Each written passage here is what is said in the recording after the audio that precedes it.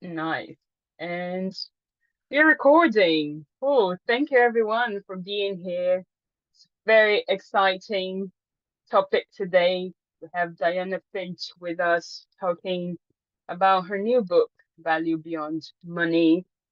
One that I must say I read in like a day or so because I just couldn't stop reading it. It's very, very nice. And I just had loads of moments where I was just fascinated about not just the way that the book was written, but the powerful ideas that are there. And I was very up for discussing them. And this is the time, this is the moment for discussing some of these ideas. So thank you very much, everyone, for joining. And I will start sharing my screen to introduce the session.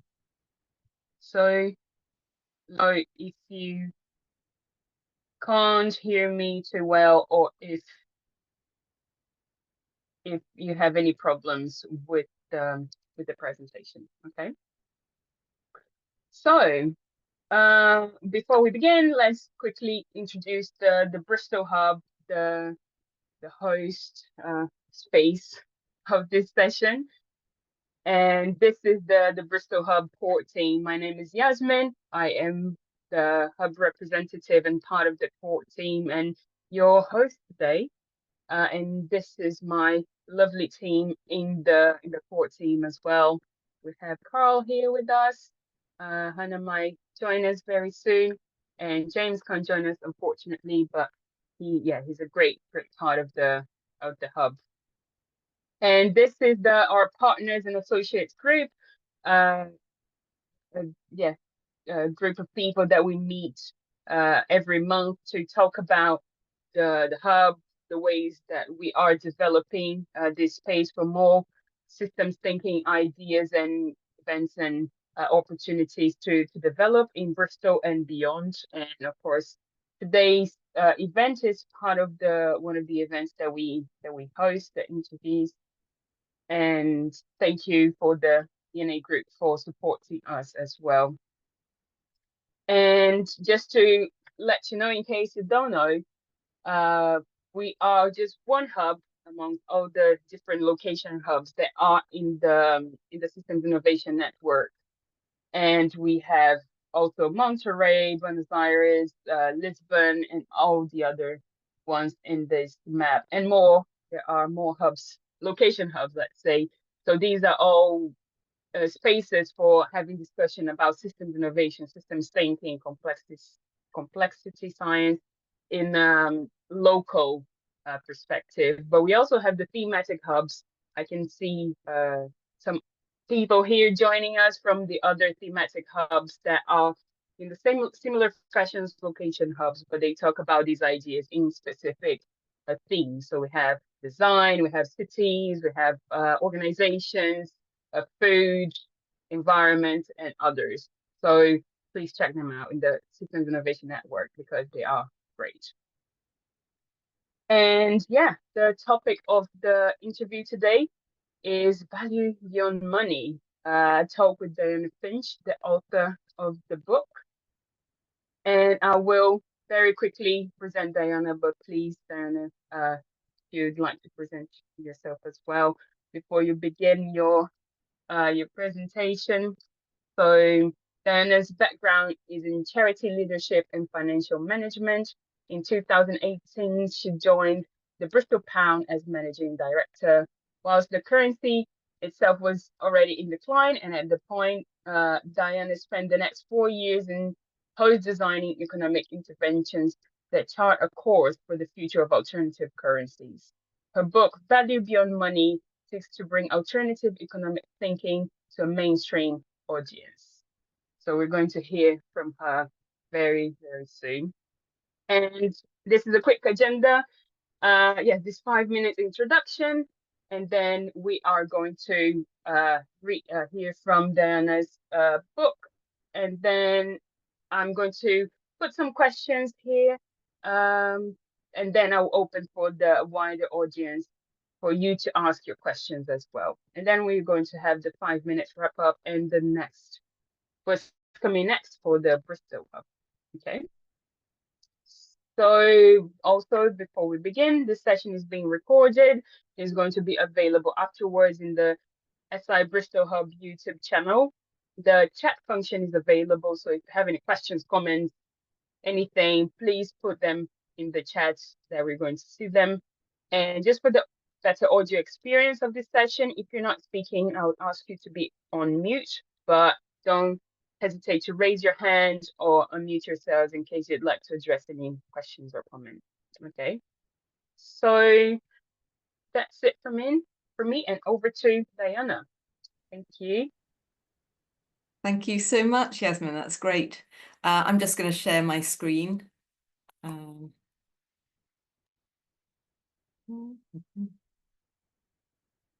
Okay, hopefully that has worked. Yes. Perfect. All right, nice. Okay, so I wrote a book because I had done this job at the Bristol Pound, and I really wanted to honour the work of the people that had gone before me setting it up, but also explain all the things that had worked and had not worked in the hopes that there was some learning for other people who might be thinking, how can we fix the economic system, because it's clearly not working in the planet's interest and in people's interest. Well, in some people's interest, but not in most people's interest. I'll just start off with a very brief, by the way, what I'm going to do in this 20 minutes is just give a brief overview of everything that's covered in the book, but not try and do the book in 20 minutes. That's not quite possible. So I'll just gloss over some of the things that are explained in the book. The aim of the Bristol Pound, the founders, when they got together, was to do a few things. It was primarily to localize the economy in Bristol. And there are two main reasons for doing that. One is to reduce transport-related carbon dioxide emissions, and the other is to actually improve the local economy.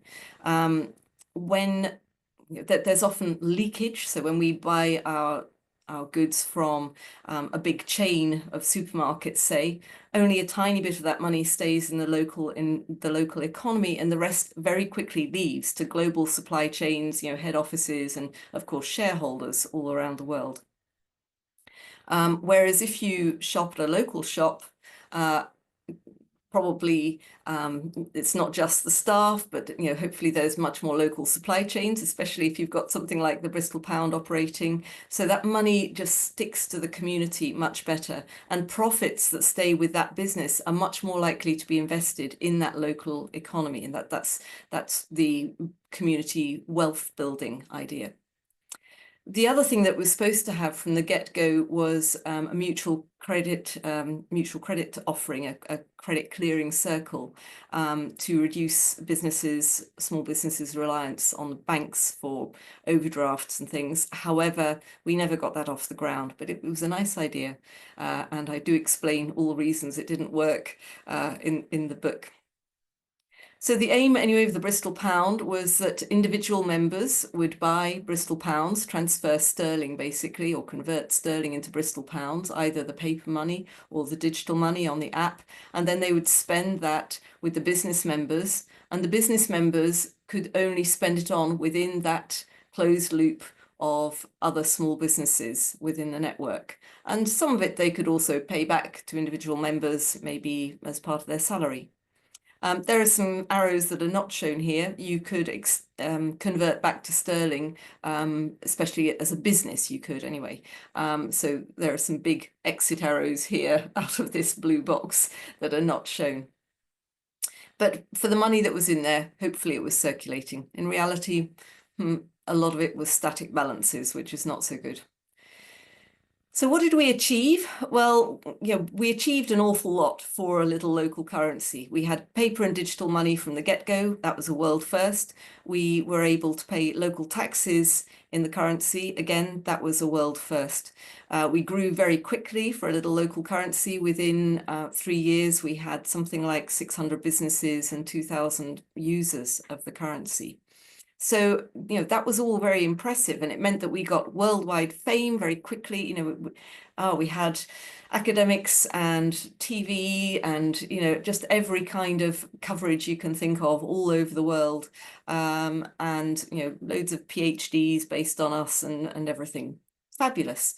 And in terms of spreading the concept, there were loads of copycat experiments and that were based basically on what we were doing. So it was great. But did we achieve, I don't know if you remember these aims, localize, reduce transport-related carbon dioxide and reducing leakage? Did we actually achieve that? Well, probably not.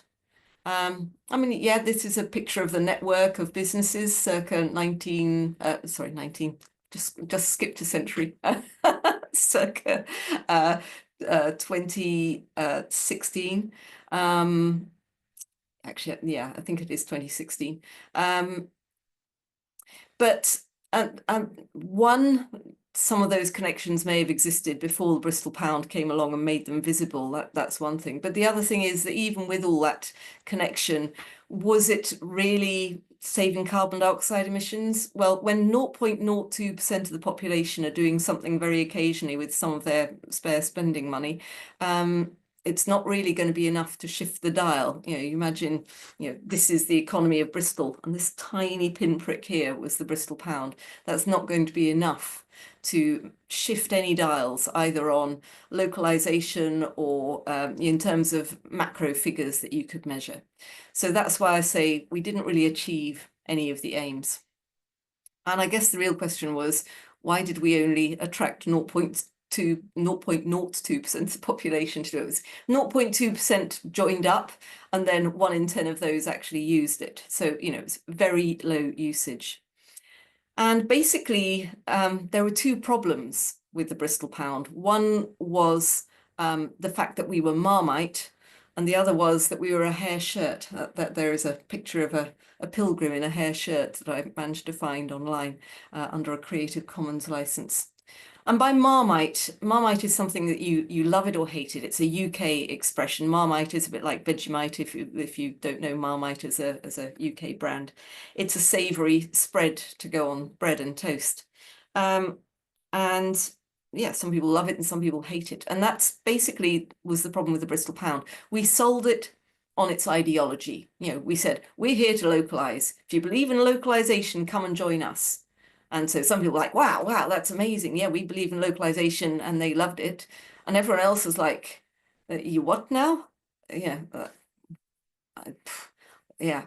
And they just weren't impressed, thought at best it was a waste of everyone's time and energy, and at worst that it was some kind of weird protectionist, I don't know what. And so, yeah, we created a very effective barrier for keeping people out. And I don't think Bristol Pound is the only sort of social movement to do that. But the other problem was the hair shirt problem, which is we just made life that bit more annoying and difficult for everybody. For the individual users, they had to go and convert their money into Bristol Pounds, and they had to go, oh, right, well, I've now got to go further afield. I can't go to the little, to my local Tesco Express on the corner for so much of my shopping. I have to actually go to the bakers and the butchers and the candlestick makers and all the rest of it, and that's going to take more time and maybe take more bus fares and more money, because guess what? A sliced white loaf of supermarket bread might be £1.20, but it maybe to get if I go to the artisan bakery, I'm going to get a sourdough, rye and ancient grain spelt seeded something or other for £3.60. Yeah, it's like my money is not going to go as far. And in fact, it is true, we did some research on who was joining, and they were people who are highly educated. So 44% of people had PhDs, and also, actually, maybe it was 42%. I can't remember. It's in the book. And also, they were mainly wealthy people, right? They were people in managerial positions, or people with a lot of time and perhaps money on their hands, perhaps richer pensioners who had plenty of time and a decent income for them to choose how to spend their money. They were not kind of everybody. They were a very elite group.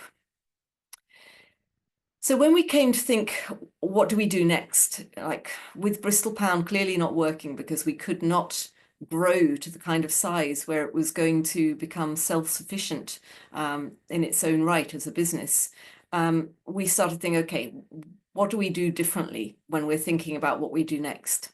And the key thing was the Marmite thinking, like how do we separate the ideology from the onboarding? How do we make it so that instead of saying, if you're this woke, you can join us, we just say, hey, this makes sense to everybody in the current paradigm. Like, oh yeah, I get that. And everyone's going to do that. Anyone you bump into, you explain this thing to them and go, oh yeah, wow, yeah, I'd like to do that.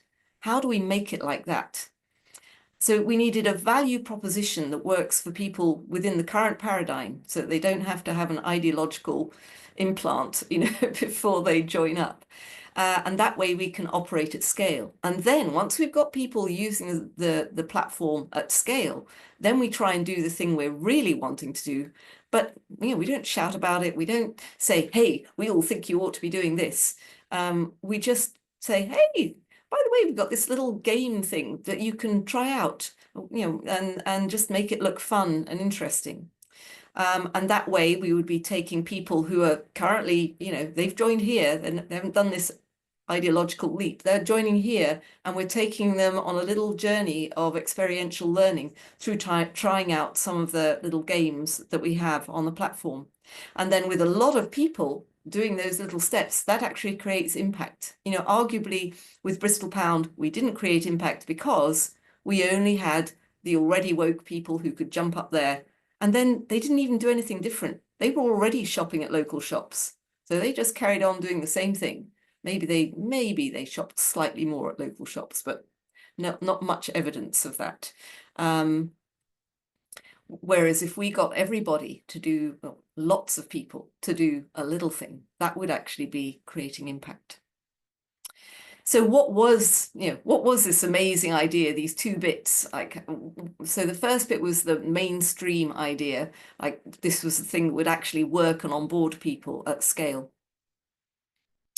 And the idea was to have a non-profit payment platform, a platform that all of the surpluses it creates through payment transaction charges get invested in local voluntary sector and charitable services.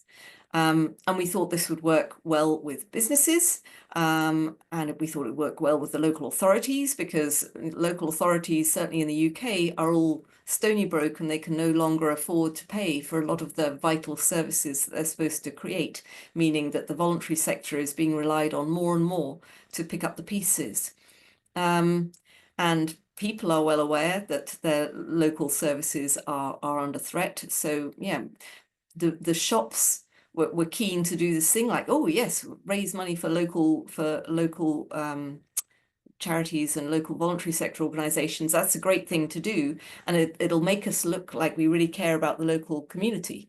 The small businesses obviously already did care about the local community. What we were quite surprised about is when we had some conversations with the big supermarkets about accepting our new payment platform. One of them said, yeah, we're so excited about it. We'd like an exclusive deal for the first 6 months where we're the only major national supermarket chain that has this payment method, because we're so excited to be able to tell people, oh, we really care about your community and we're helping to raise money for the services in your local community. They saw it as a great marketing boost.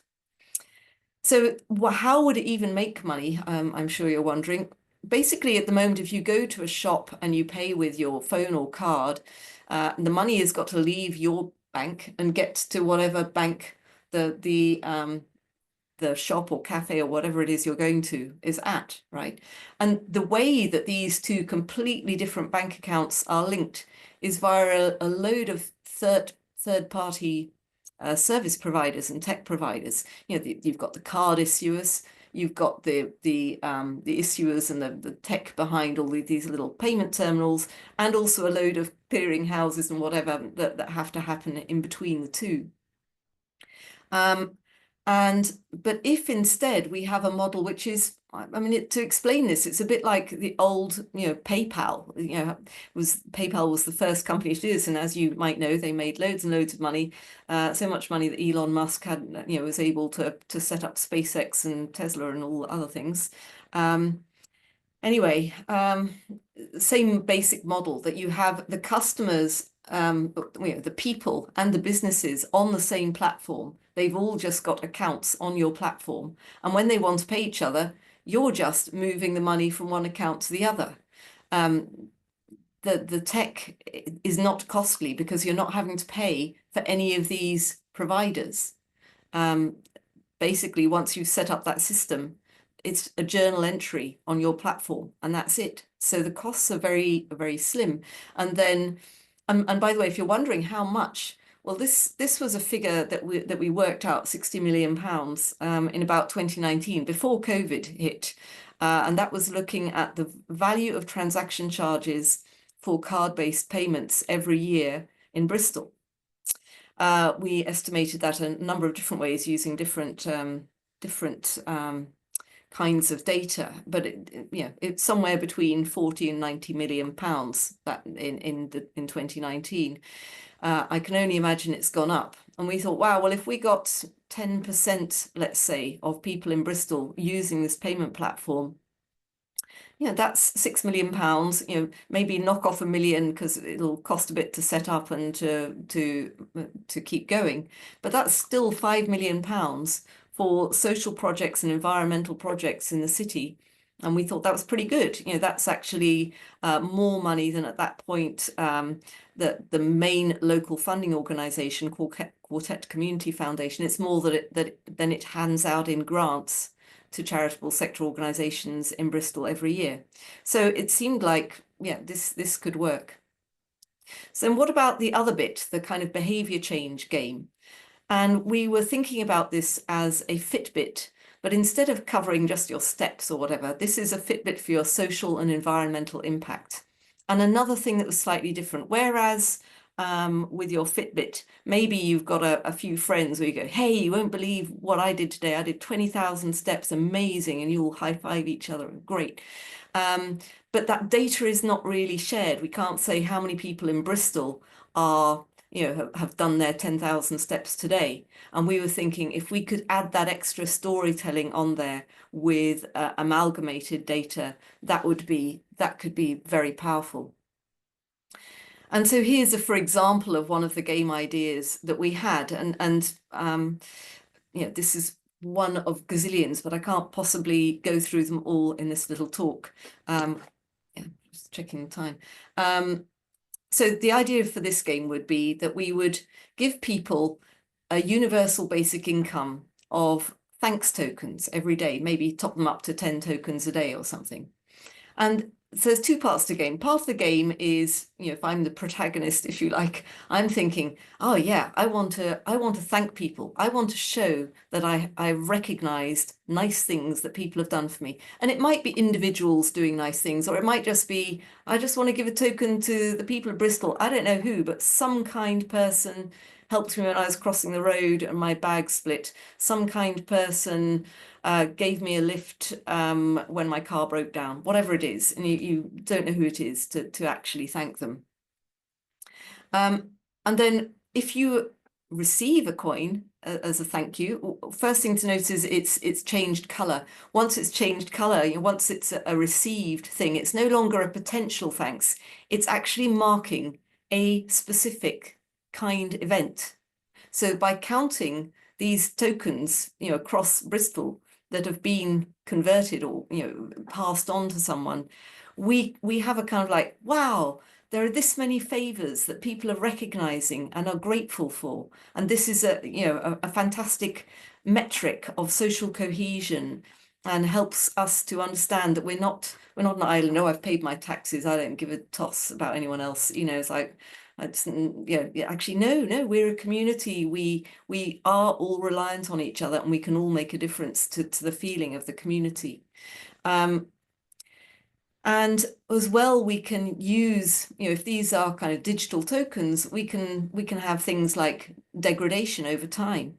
And we imagine that your token balance could influence the graphics on your profile screen. So when I log into the Bristol Pay system, maybe if I've been doing lots and lots of really lovely things for people, I've got loads of these pink tokens, if you like. I've received lots of tokens to thank me for doing nice things. And maybe when I go on, there'll be a little kind of icon with a group of people, or a little bit of digital art with a load of people all going, hey, fabulous, all looking happy and smiley. Maybe if I stop doing it and my tokens are degrading, that group of people, when I next log on, actually there's fewer of them and they're no longer waving. They're all a bit like, so that we were thinking about how do we use, instead of just having numeric data, how do we use that digital data to create graphics that help people explain, or help people learn rather, what the impacts of their activity on the platform is.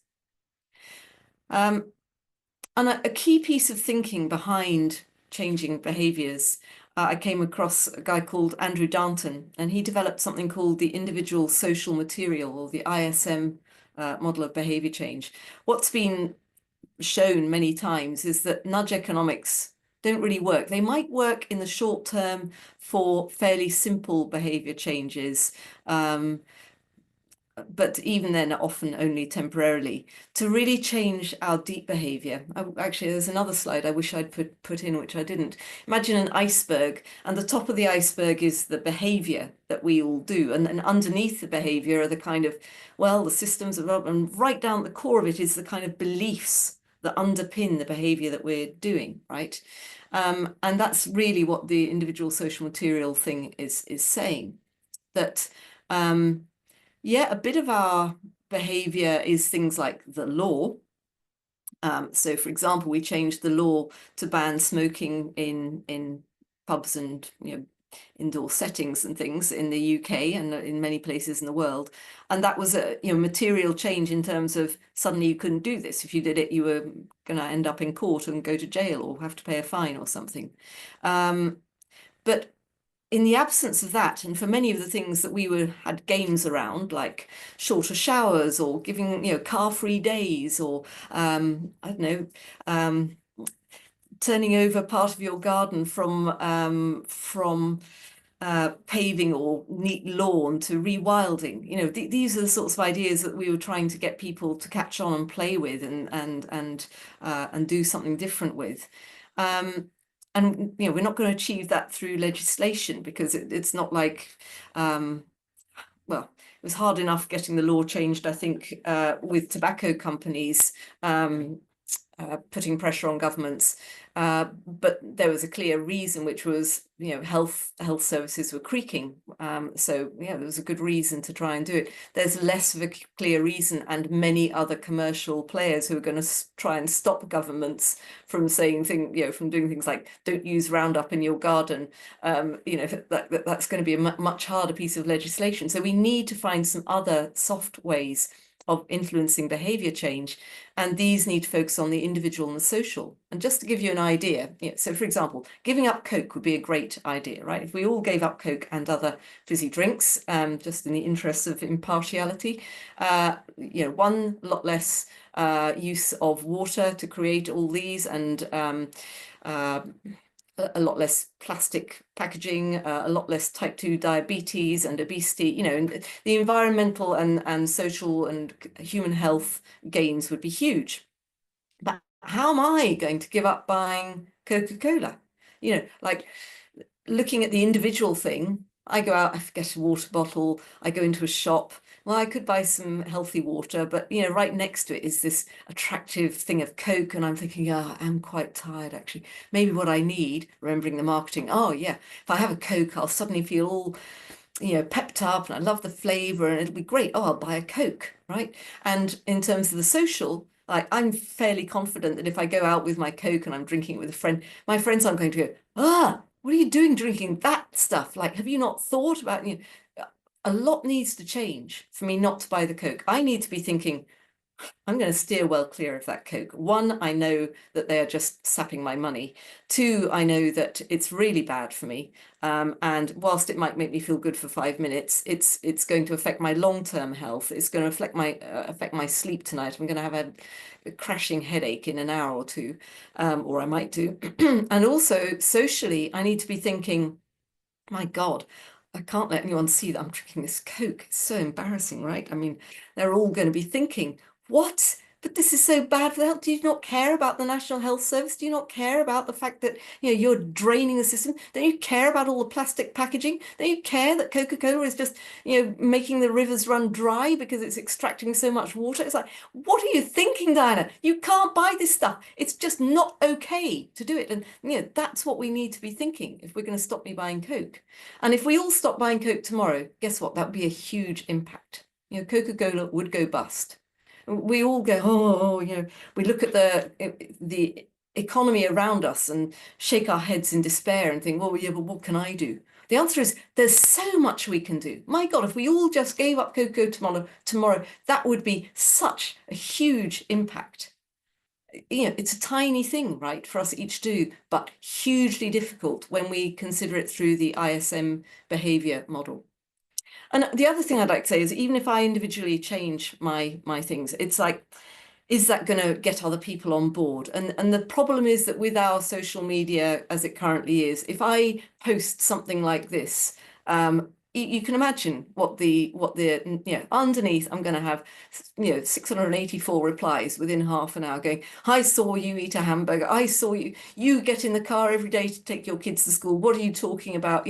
It's just going to be a load of people trying to call me out, it's so it's very difficult for us to do anything because one, we've got all of that individual and social stuff going on, and two, and two, sorry, I forgot. I just saw that come off, and now I've forgotten what it was. Anyway, I think it's very clear that social media is not going to help us create this different feeling in which we all want to do the right thing. It's not going to help with the behavior change. So instead, what we need to do is start with the individuals experimenting with learning through play, which was very much how we saw the Bristol Pay thing. And when you look at, again, I've read some behavior change, read quite a bit about behavior change. It seems that one of the ways to make behavior change stick is you work initially with in-groups and minorities, because with the smaller the group, one or two people doing it in what feels like a safe space is not so weird. It's quite easy to get early adopters. And then once you've got those early adopters within the group, it starts to be normalized within the in-group, the safe space, and then it starts to become visible outside that. So we thought Bristol Pay users are basically the in-group, and we start to make it very visible by using graphics and things, not just about one's personal tokens, but about, let's say, wow, how many people in Bristol are doing shorter showers, and how much water does that equate to being saved, and how much gas does that equate to being saved to heat up all that extra water for the longer showers. So we could start to really create adoption within the Bristol Pay, and then create visibility and narrative outside it by using visualizations of token data and using that more widely in media. And then hopefully we would reach a tipping point where the new way of thinking becomes normalized.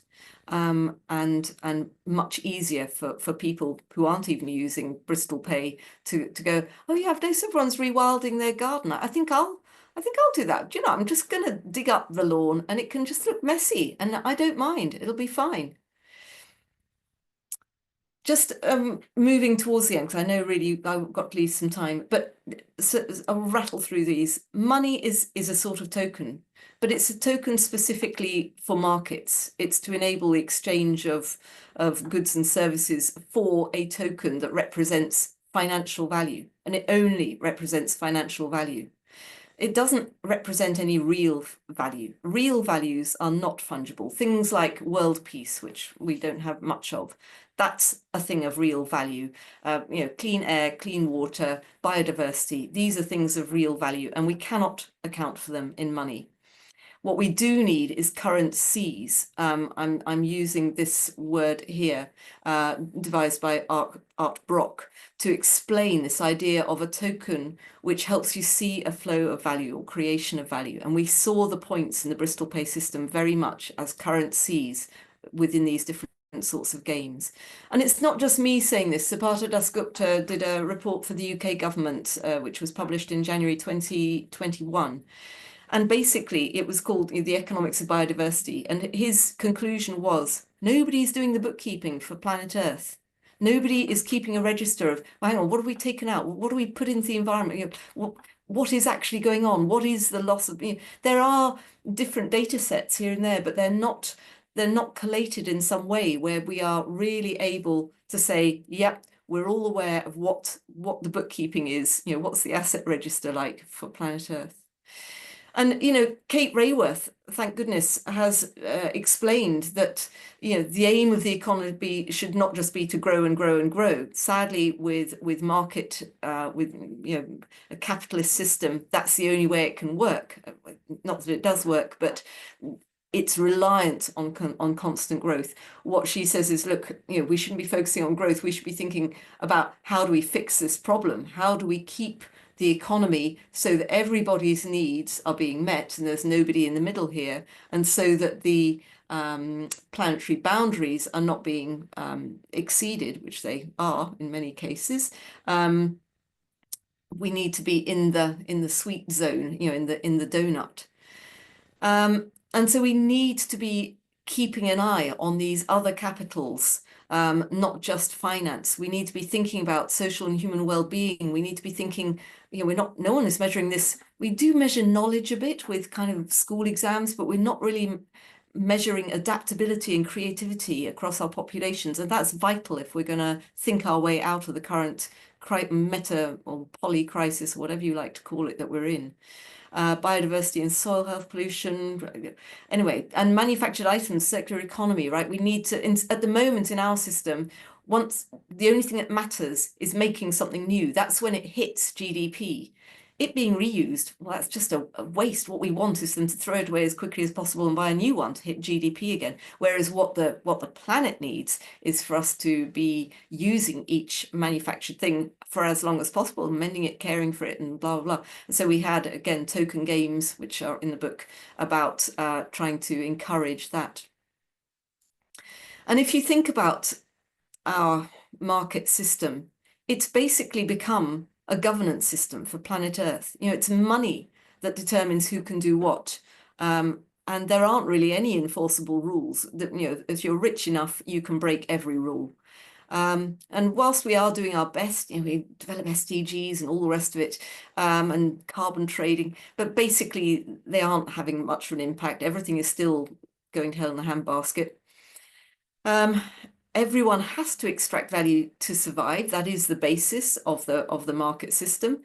Everyone has to compete. Poor humans have less power and non-humans have no power at all. It's a really rubbish governance system for planet Earth. The reality is that planet Earth is a commons. We all live on it, and we ought to start managing it as a commons. And if we try and apply Eleanor Ostrom's principles to the management of planet Earth, it's difficult. She came up with amazing ideas, but they were very much focused on how it could work within communities of, let's say, within a Dunbar number of 150 people. We've got to do it on a global scale. How on earth do we do that? We need systems to enable us to do that. And the other thing is that I think where Ostrom doesn't focus much is the purpose of what we're doing. Like if we've got a globe and we've got to decide, well, what is a good use of lithium? Should we be mining lithium so that we can put it in vapes, disposable vapes? Is that a good use of it? Well, no, it's not a good use of it, but we do need some lithium for, this other tech, which is really important. We ought to be deciding on this kind of thing. Like, what is the aim? We want scanners. We don't really want everyone to have personalized transport, because that is a problem. Even if they all switch to electric cars, that wouldn't work. We need to be thinking about the aims, not just thinking about how we preserve or make the most of the commons planet Earth. And this is basically the last slide. You're all here systems thinkers, I know, and I just wanted to spend a little moment saying the economy, well, when we think about the poly crisis, it's not a complicated problem. It's a complex problem. The hallmarks of complex problems are it's really difficult to even say what the problem is. Or the problem is, carbon dioxide. You think, well, no, it's not just the carbon dioxide. It's because we're digging the fossil fuels out the earth. Okay, well, so really it's an energy problem. It's like, well, no, it's not just the energy, because even if we fix that, it's like no matter where you look, the problem just shifts because there are so many things all interacting. And so with a complicated problem, a bunch of experts can work out the answer. If I open my window and throw this computer mouse out of the window, some experts, knowing the wind speed and everything, could work out exactly where my mouse is going to land. If I throw a pigeon out of my window, nobody knows where it's going to land. We need to understand that this is a highly complex system, that there are no simple answers, and we need not just experts, we need everybody in on this. We need everybody taking action, everybody thinking. We need holistic thinking, left brain and right brain. And that is it. So yes, that barcode, if you're overseas, that barcode won't particularly work unless you want a PDF or a e version of the book for one of your e-book readers, because customs are just too difficult for me to send books all around the world. But you can probably get it on the dreaded Amazon if you wanted to get the book delivered in hard form to you locally anywhere in the world. Right. Thank you very much, Diana. It was very good. And yeah, I think I had many, many questions reading the book. And yeah, it would be great to know more people's questions about the presentation, but really, really recommend getting the book because it's awesome and it's just very good to read. It's just, yeah, sweet and delicious to read the book. It's very well written. Uh, so I think my first question is, as I was reading the book, I just finished it very hyped up because it just there's so many things that we can do and there's so many opportunities. But I would also like to know, for example, if you could not necessarily restart the Bristol Pound, but if you could have another chance to give another project a go and use some of the learning from the Bristol Pound to then implement on a new venture, a new idea or something like that. What how would that look like? What would be the form of this new idea? If you just I mean, yes. I still think that some kind of app is probably what we need to do, because it needs to be something that is available to most people. Most people have smartphones these days, whether we agree with them or not. It's like that's the reality of what we have to do most of the time, and people are spending a lot of time on them. Let's at least get them onto an app that is doing something useful. I think the real problem is how to get that. It can't just be, hey, this is the latest new woke green app, because we'll have that same problem that Bristol Pound had. So we need to bolt it on to something which does make sense to people from their current starting point. I don't know that the Bristol Pay ideas that we developed back in 2020 are still that relevant, because I think we've got central bank digital currencies probably coming in within the next few years in many parts of the world. That's going to completely change the payments system, and therefore that whole business proposition that we had for the payments framework may not float so well. And also The tech has moved on so that small businesses now, instead of having a little card reader by an old-fashioned till, they've often got all-in-one systems that links to their stock and links to their accounts and blah blah blah, and and you're using it at the till, and that will have a payments process already built in. And we were starting to think about that because that was already beginning to happen back in 2020.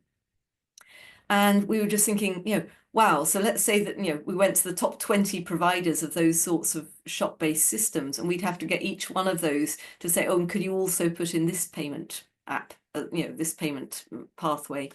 And they would go, what, like, why? What's in it for us? And we'd go, oh, nothing. It's just doing your bit for the planet, or whatever. Or for, it's like, and they'd be like, okay, we'll do it if you pay us. And then we'd have to pay, £100,000 to lots of different companies just to do the integration. And so I don't think that the idea we had then would float as much now. And I don't know, to be honest, what is the thing that we could go, everyone goes, yeah, we all need to do that. And then we build that app and then add the stuff that we want to do onto that as a kind of sneaky add-in. Yeah, nice, thank you. I have another question here, but I see there's some questions here in the chat, and I'll address them soon. So, well, I have too many, but anyway. There's a part of your a quote from the book that is the only thing that can actually halt anthropogenic carbon emission is if we outlaw the extraction of fossil fuels at a global level. So I think here there are two main things that I'm concerned about, or at least I would like to hear your perspective about, is the power structures that are in place, right, in uh, doing doing this in a more global level, and also the individual participation in the current system and possibly alternatives for the current system. So how to navigate these two, and maybe your perspective on wouldn't say that these two ends of a spectrum, but let's say the power structures that are in place in the current economic system, but also what individuals and local communities could do, because we're all in some ways participating right in the system. So what we could start doing to then start nudging the system in a different way, if that's It's a really good question because there are all these kind of like what are the points of leverage, right, on the system. And I mean, lots of people are working at different levels. There's some people working at the kind of UN level thinking, well, maybe if we get the UN to do that, then it can kind of trickle down. And there are other people saying, well, we've got to work with national governments because that's really where a lot of power is. But actually, well, turns out that both at the UN level and at the national government level, they are often very much curtailed in what they can do by large corporations. It's actually large corporations that have the huge amount of power, but they're not a great point of leverage because they're winning in the current system. They have no desire to change.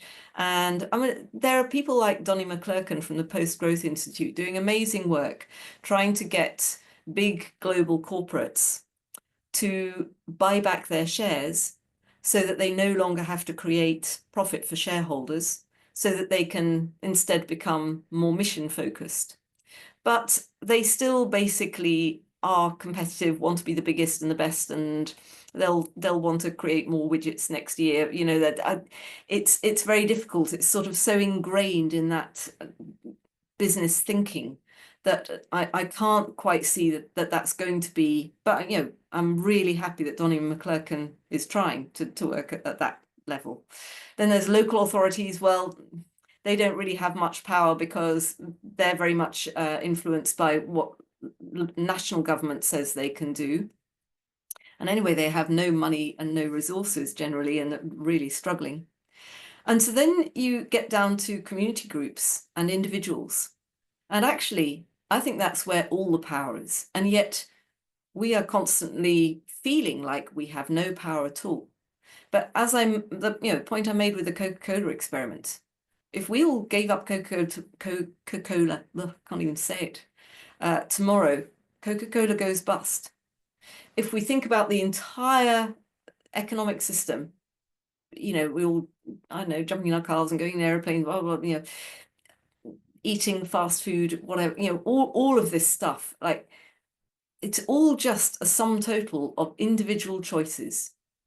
And if we just decide, no, I've decided I'm not going to buy that food in plastic anymore, just not going to do it. And if everyone does that, things change pretty quickly.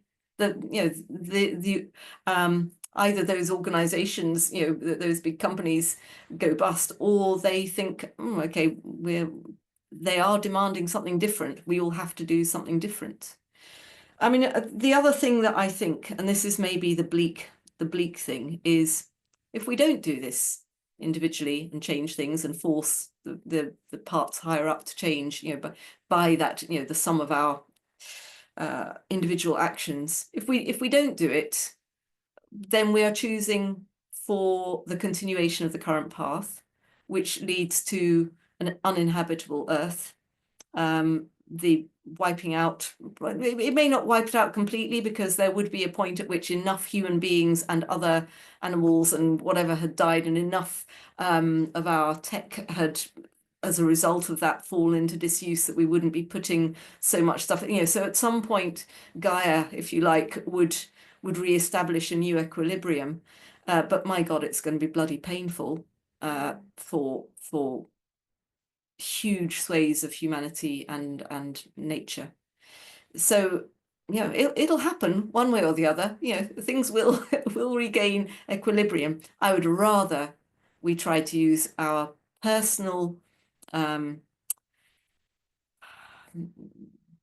what's the word? Actions, our personal behavior, our personal influence, to do as much as we can, and just say no. Doesn't matter how nice the marketing is, doesn't matter how attractive it sounds to go to Costa Rica for a holiday. No, we have to change.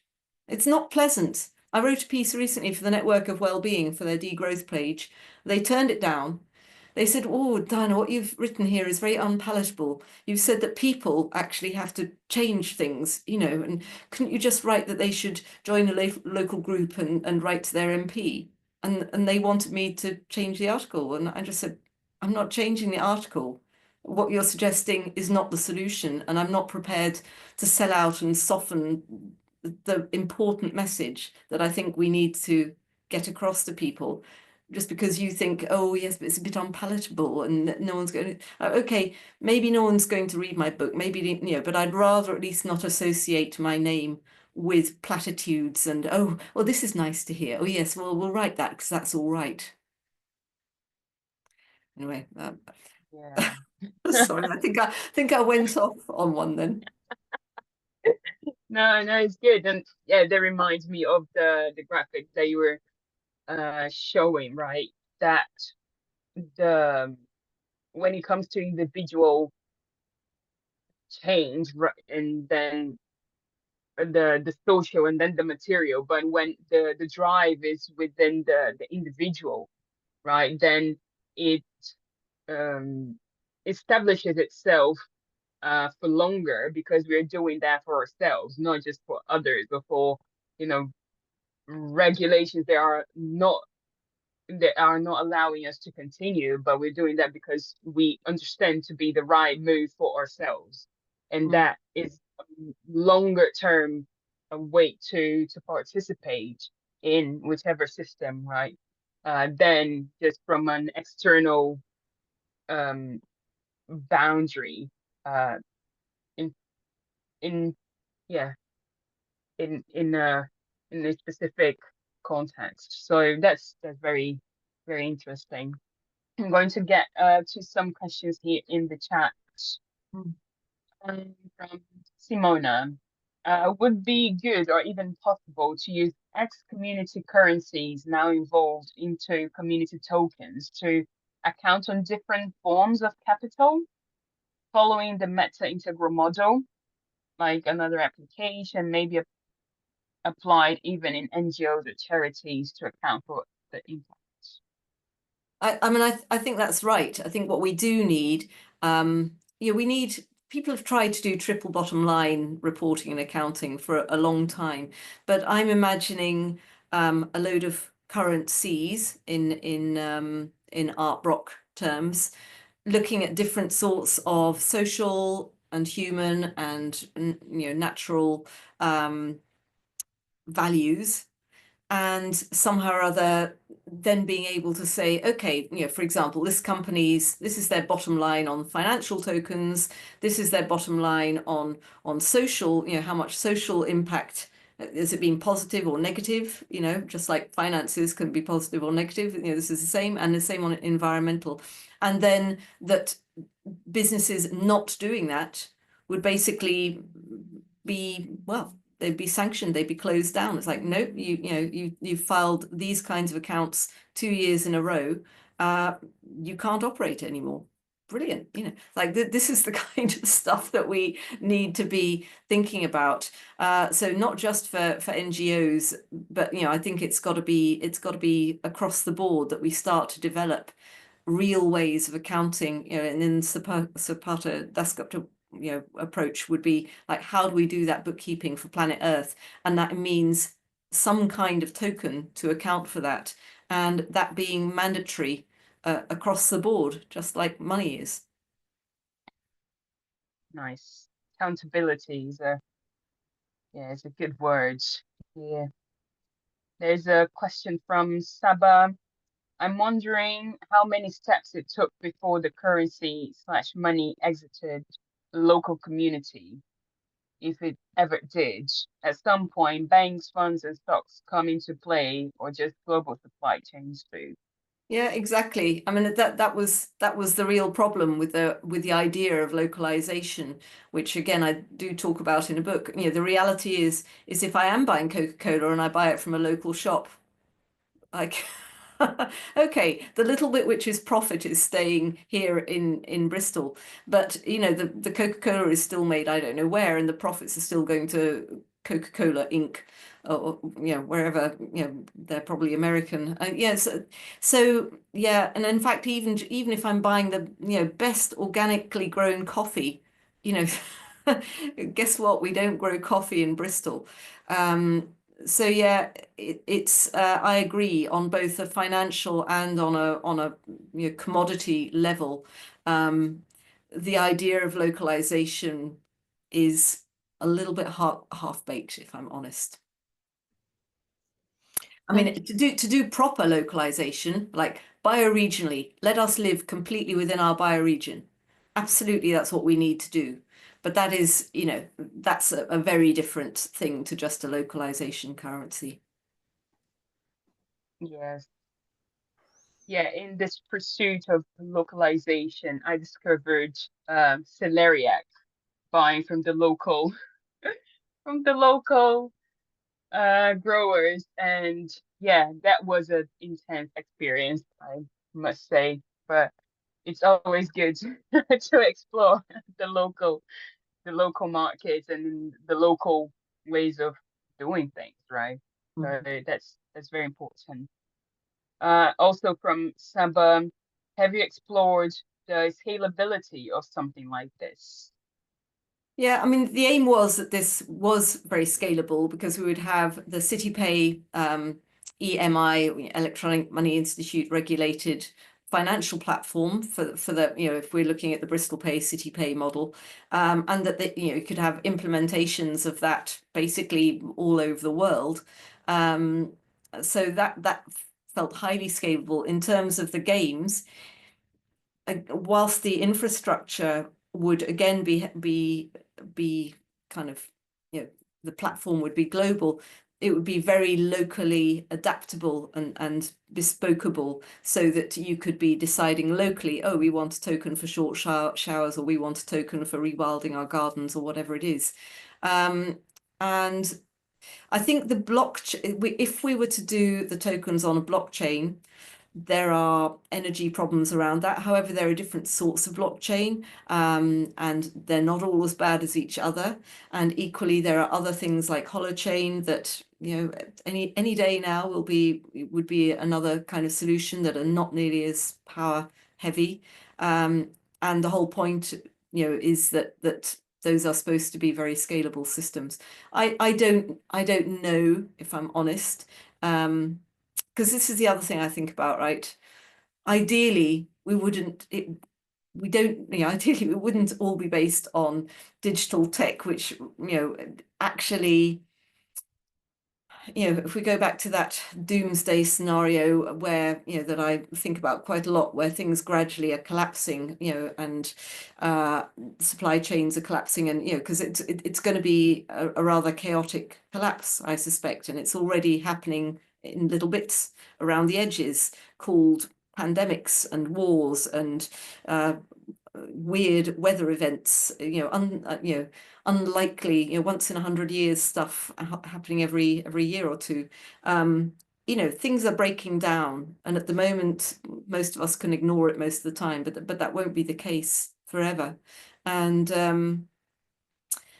And with that breakdown goes like, well, what if we can't make ball bearings anymore? What if we can't mend all of the satellites in space as they age because that is breaking down? Well, to be completely reliant on a digital system and, computers and tokens and blockchains to account for everything feels tricky. At least with money, there's a kind of understanding of an analog alternative that, and each time systems do go down, you find those analog alternatives very quickly picking up. So, if the payment systems are down, you go to the pub, the barman there will have instantly created a little ledger where you go, oh yeah, Tom had 3 pints of bitter and Diana had 2 gin and tonics large, and and whatever it is. And, so there are analog versions. And I think one of the things that concerns me with some of this is, is this really long-term resilient and robust? Can it cope? What would the analog be? But there again, part of me thinks, no, the whole point is that we have to do something that fits in with where people are now and make things visible in the current paradigm. And yeah, it may not last forever. Nothing lasts forever, but this might still be a useful kind of step to go through, and it's scalable enough to cope for the X years whilst we're in this transition phase. So yes, I've thought about scalability, and yeah, certainly it's more scalable than the Bristol Pound was, the ideas that we've been working on since. Great. There's a question from Marcus. I would like to ask if there is any current examples of alternative currencies that you believe has and continues to achieve high success in this work towards a more holistic economic, whether specific to a region or multi-regional. So in terms of things that are a bit like the Bristol Pound, there's things like the REC in Barcelona, and there are several local currencies in South Korea. And what they have that we never had in the Bristol Pound, and what makes them better, is that benefits are given out in the local currency as well. So I mentioned earlier on that one of the problems we had with the Bristol Pound was that they were mainly highly educated people with good jobs, or highly educated retired people who were using the Bristol Pound. And frankly, if you're living on a very low wage job and living in a poor district of Bristol, like you're never going to do this, right? You're never going to go and change your money and then go and buy more expensive food at some special boutique, and there isn't one in your area because you're in a downtrodden part of the city. Whereas actually, if you are giving money, let's say instead of having a food bank approach to poverty, you're giving out a local currency, maybe in food tokens, to people, and then encouraging local farmers to set up farmers markets in in food desert parts of the city where the only option currently is a 7-Eleven type convenience store where all you can buy is plastic wrapped something or other, that would be a much better approach. Food banks actually undermine the local food economy. Yeah, they may well help people not starve to death. The food they get given is usually the kind of leftover food from the industrialized food producers, which is not great quality. It's not what we need people to be eating. It's just going to make them sick. And meanwhile, it means that those people are not spending any money with the local shops on the local produce that, like the celeriac that you found recently, that's not being bought by those people. So yeah, there are really exciting ideas, some of which are being played with, as I say, in some places, but I have yet more ideas about how you could work in specific areas like food poverty. And as well, you can then link those food tokens to investment into agroecological growing methods, for example. Food Farming and Countryside Commission have postulated the beetroot bond, which you can look at on their website. They don't explain it quite how I would explain it, but it's a great starting point, if you like, for having these ideas about different sorts of currency. So yes, there are some out there that are doing things and that are continuing. None of them are perfect. None of them are really addressing the wider behavior change. They're basically looking at localization. Some of them are looking at particular systems like food or built environment or energy. But I would say no one is thinking very much about bookkeeping for planet Earth with any of these currencies at the moment that I'm aware of. But please let me know. I'd love to know if one's on. There are people that have tried and have had ideas. People in the regen Haifa Earth with their seeds tokens. They had some amazing ideas, but I feel like they've rather sold out, and it's become basically another crypto thing, which is not particularly different. The things that were going to be different originally, I feel, have gone. So yeah, there we go. Awesome. So one last question from Kim. The bottom-up grassroots approach sounds promising in theory, but is unlikely to succeed in practice, as the necessary conditions for individuals and communities to make meaningful behavioral changes are not in place. Majority of people are still in sort of survival mode.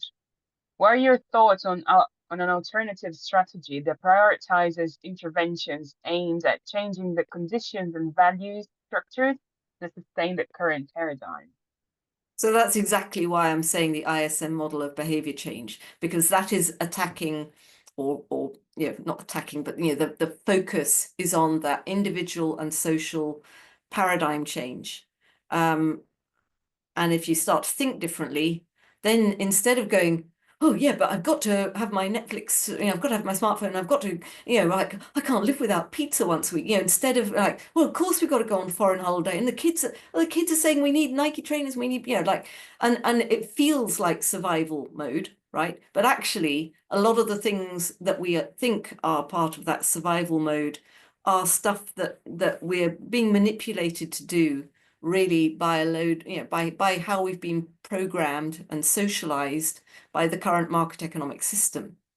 So it's really deep work to try and get people to go, oh, okay, we really could do it. Like, how do we step off the hamster wheel? I sometimes have a slide with a hamster wheel and try and explain, like, a lot of what I'm suggesting are little ways to play with just like, what happens if I step off the hamster wheel a little bit here and there?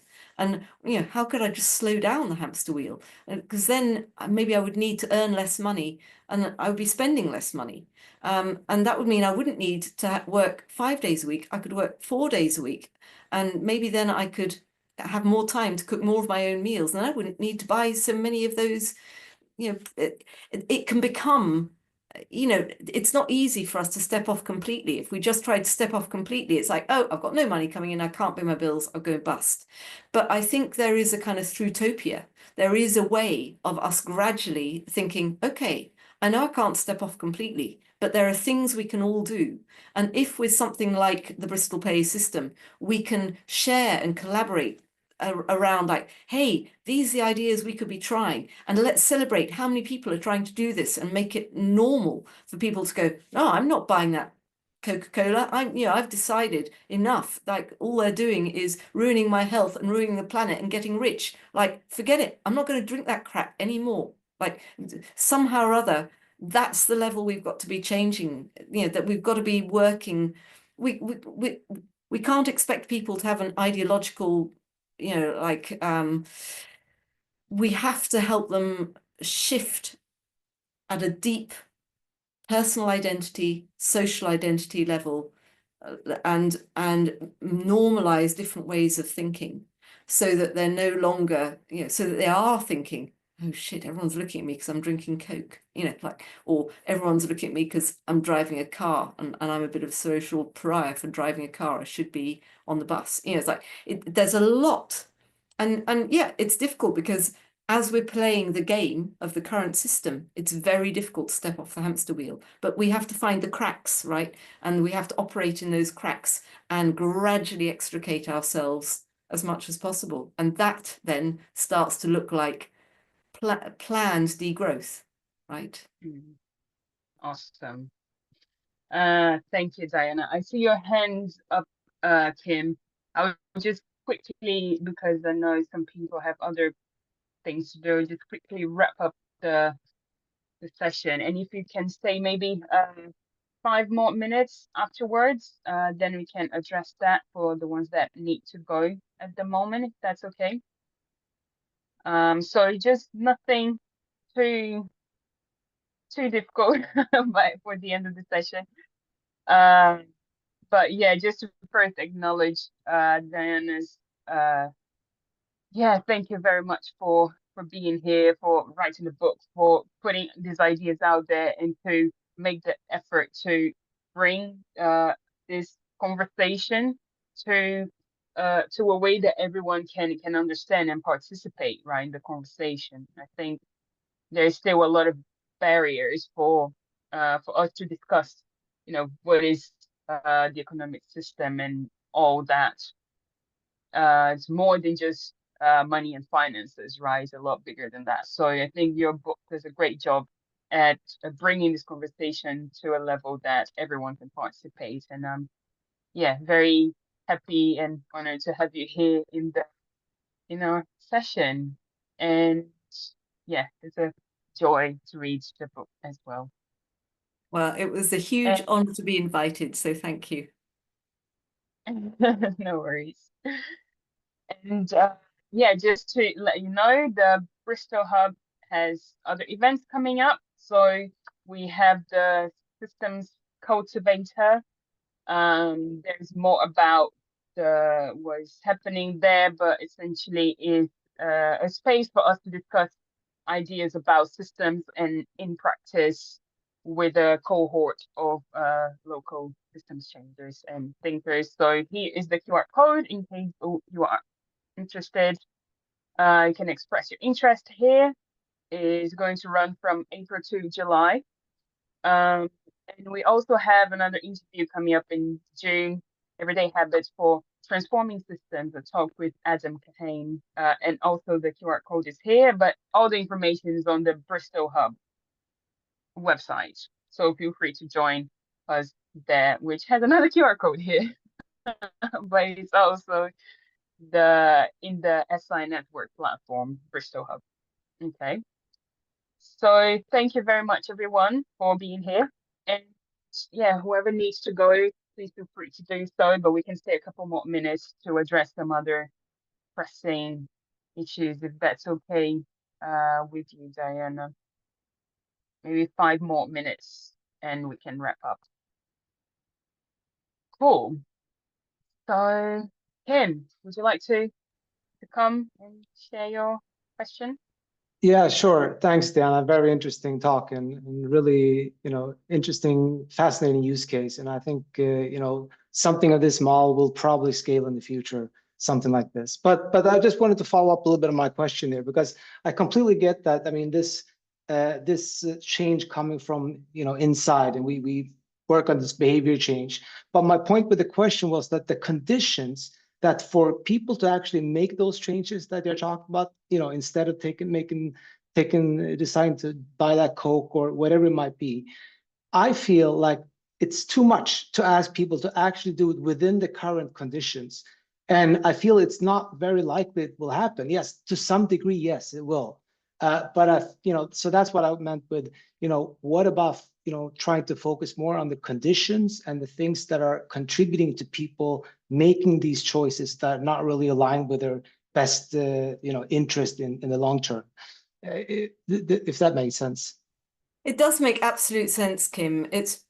I guess I just think, well, what would that be, right? That would be trying to work with CEOs and companies to say, look, please don't put out this kind of marketing because you're forcing people to do things that we don't think they should be doing, and they're going to go, yeah, but it sells more widgets. Or if you go to local authorities, they're going to say, yeah, but we've got no money to do that. And, I know that if we have blah blah blah, then people wouldn't need to go and buy Coke, but we can't do that. We don't have the money to. So it's like, it's a bit like when I was saying this is a complex problem. Wherever you look, like, well, first we need to fix this other thing. First we need to fix this other thing. First we need to fix this other thing. And it's like, we can't fix any of them. However, what we can do, those of us that can just try to step off the hamster wheel in tiny ways, and then as that takes on, it'll become easier for other people to step off the hamster wheel, and gradually that can take pressure off the system, make people more used to, oh yeah, no, we used to think going abroad on holiday was a must, but we've now realized actually, do you know what, Centre Parks is just as good, and it's always sunny in the dome at Centre Parks. It's like, it's like and we don't have to travel halfway around the world. So I think that it's going to be gradual, and I think, no matter how much I think about it, there's no excuse for us all, all just those of us that can, starting right now. And as we do that, I think things will change enough that will gradually become easier for other people to follow. Yeah, I agree with you. I think I mean, it will happen, but like you said, it's going to be a struggle. It's going to be hard, or it's going to be more smooth. But yeah, let's hope for it's becoming a little bit more smoother. But yeah, thanks. Thanks. Cool.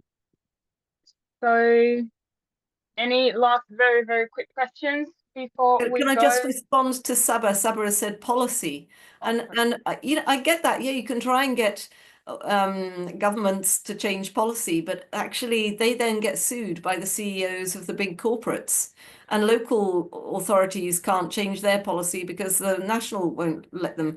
And so changing policy again, it's just trying to push water uphill within the current system. I don't think we're going to be able to do that. If I can, this is Sabah. Hi. Yeah, hi Saba. I look, I'm in my sofa in a blanket, so I didn't take my camera on. But anyway, I totally agree. And like you've underlined a few times now, it is a complex problem. And it's a systemic problem that needs to be dealt with from a lot of different angles and from a lot of different leverage points. Policy is one aspect of it. Because I vehemently believe that the onus of driving change cannot be put on the consumer alone. Primarily because not every consumer will have the amount of agency and the amount of flexibility to drive that change. So sitting in Stockholm, I might be able to choose a lot of things because I have that kind of standard of living and standard of life and disposable income. But living in India, I didn't. So I was looking for the cheapest possible purchase because I had a certain amount of money and I had to disperse it in the most optimum possible way. Or even in Stockholm, when I go to the grocery store, I have the option only to choose between ecological and non-ecological. Ecological is twice the price and it means nothing. What does ecological mean? Yeah. So I mean, it's also, even though I want to drive that change, the market is not really giving me those many options. And local vendors are basically wiped out. So it is something multiple that needs to be worked on from multiple layers. Yeah. And of course, the consumer is one major part of it, because they drive scrutiny and they drive the voice and they drive a lot of policy changes. But there are other layers of this that will need to work in the same direction as well. So I agree with you. We need both and. But in terms of what do I think is actually going to happen, I kind of think until individuals are clamoring for change, then there won't be enough driver to do that change. Where we have tried to do it, I mean, think about the IPCC and the COPs and everything. It's like, this is painfully slow, completely it's not effective at all. It's just not effective. It's not working. Carbon credits are not working. A lot of these ideas, SDGs, are not working. It's like none of these things are working. They're lovely policy ideas, but I think the real problem is that the policies get there's far too much influence from the lobbyists, from the big corporates, and so the policy, you buy your way out of it. You sue people, you whatever, and you just carry on as normal. So it's a nice idea. I agree we should be making some effort there, but I don't think it's going to solve things. And I still, the more I think about it, the more I think it's going to take people changing first, and how we do that is a huge problem. I'm not saying that though that it's easy. We get people to change, but I'm saying it's the easiest of all the others. The things are stacked against us. So I just think it's probably the only way. Awesome. I think maybe just the last quote of the session from Simona: from change makers to game changers. Yeah. That's it. That's where we should go. Well, I think that was it, everyone. Again, Diana, thank you very much. And thank you, everyone, for participating and being here to this last bit. And we'll see each other sometime soon in the next sessions and in the systems life. Let's say in the systems world. That's it. Thank Again you for very having much. me. Thanks for your Thank you. questions, for listening. Thank you. Bye Bye, bye. everyone. Take care.